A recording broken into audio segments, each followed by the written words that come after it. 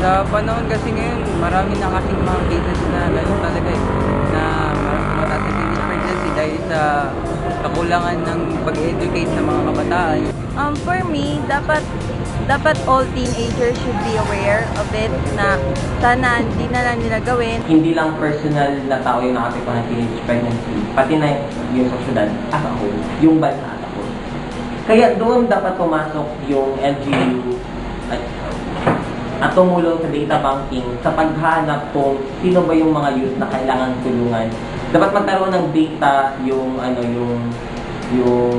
LGU or para mag-guide sila sa roadmap na tatahakin nila sa paano pag-address ng teenage pregnancy. Because teenage pregnancy is not just a concern of the woman, not just the concern of the man, it's the concern of everybody.